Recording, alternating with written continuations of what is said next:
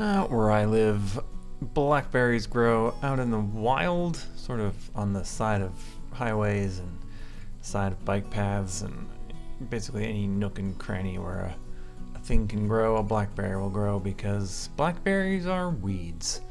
And these weeds produce delicious black fruits called blackberries. Now, the fruits that grow wild and crazy out here are called Himalayan blackberries. They are a little different than the ones you usually get at the grocery store, which can be a number of other varieties. This Himalayan blackberry is an invasive species, I believe. It does grow literally everywhere. It chokes out other plants, and it's covered in very sharp thorns, which are very painful when you're trying to pick your blackberries. But I like it. I think it's worth it to have an adventure, go out into a weird bike path on a sunny day in the summer and get some free fruit. You know, it also has the advantage of giving me a delicious blackberry shrub that I can make a delicious cocktail with. Now, the procedure for these blackberries will be very similar to other shrubs you've seen me make. Just gonna rinse them off, put some sugar on top, and wait a few days. I tend to be a little approximate in my sugar amounts. It seems like not quite enough. I'll sprinkle a little more on. Give it a little stir up, and what the heck, put a little more sugar in there. I probably did about maybe a pound of sugar. I had over a pound of berries, so that seems reasonable. I let these sit for a couple days, maybe 3 days. They'll start to ferment a little bit, but that's not really an issue. Tastes better that way, honestly. After we let this drain for a while, I do like to squeeze the bag and try and get as much of the juice out as possible. And then it's just time to add the vinegar and bottle it up.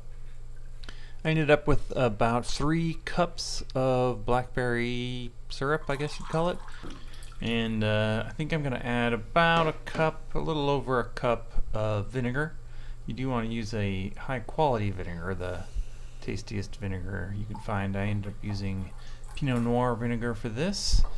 But you could use rice vinegar, I suppose, apple cider vinegar, but use less of that. You could use white wine vinegar, champagne vinegar, pretty much whatever vinegar you want. Just don't use too much. I have a ton of corks that I keep around from old bottles. It's always a fun game to try and find the cork that will eventually fit in the bottle. Blackberry Shrub 2020, there we go. Best thing about 2020 so far.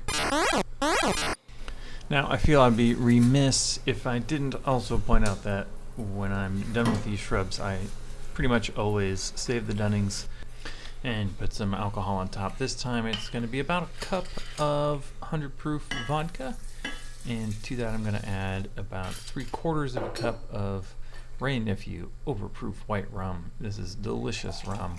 It's at about 126 proof, and it's got a nice funk to it, and it really makes this homemade blackberry liqueur just really, really delicious. Now I'll let this sit for a day or two. You need to taste it as you go and see how it's doing, and if it's sufficiently blackberry-y for your tastes, and then you can strain it out.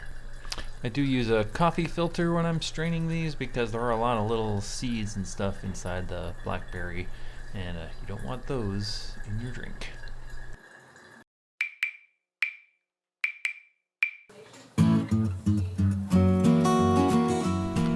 Blackberry Shrub is one of the first cocktail ingredients I ever really made at my house, and this is one of the first drinks I ever made up as well. And back then, my wife and I thought it'd be just hilarious to name drinks after sort of weird political names. So, for example, the chairman of the House Ways and Means Committee would be a great name for a drink, in my opinion. So we decided to name this one the Minority Whip. Now, I always have a little trouble with these channel knife lemon twists, but I still think they're fun. Also, if you wanted to put a little maraschino in this drink to make it a little sweeter and balance out some of that vinegar, I wouldn't blame you one bit.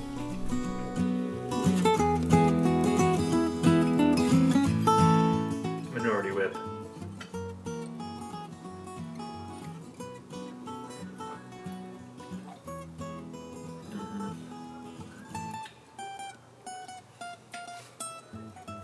It's bitter. It's sharp. It's got a vinegar bite. And Fernet is bitter. But it doesn't seem like it's not sweet. It has a sweetness as well. Blackberry really is something. Excellent. Nope, I have not forgotten about that. In fact, I have some right here. Maybe we should give it a quick taste. I mean, check out this color. My God, it's so dark. It has a lovely blackberry smell. When you're out there near a blackberry patch and the blackberries are ripening up, the smell is amazing. It's just sweet smell. I mean, this is pretty strong. It's got an alcohol bite for sure, but it's definitely got a counteracting sweetness, and it has a lovely blackberry flavor. I can't recommend this enough, and especially if you use the rum. If you use some high-proof white rum, especially Wray Nephew, it really makes this something special. Okay, but what drink are we gonna make with our blackberry liqueur? Some years ago, Jeffrey Morgenthaler made up a drink called the Bourbon Renewal. It's essentially a whiskey sour with some creme de cassis in it. Cassis is a French name for blackcurrant. It's a blackcurrant liqueur. Instead of that, we're going to use our blackberry liqueur. It just as a straight substitution, and that should be delicious. It's 2 ounces of bourbon, an ounce of lemon, half an ounce of simple syrup, half an ounce of our blackberry, and a dash of Angostura. Now, depending on your tastes and how your liqueur comes out, you might tweak those proportions. Cassis liqueur would be sweeter than what we've got probably, and he's doing an ounce of lemon, half an ounce of sugar, and half an ounce of cassis, so he's substituting in cassis for the sugar. Since this isn't that sweet, you might want to up the sugar a little depending on your tastes, because there are no rules. This is what I want to call a community ombudsman.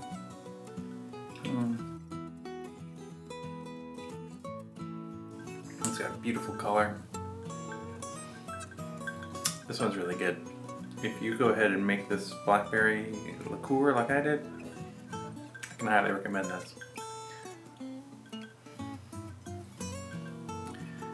Community ombudsman.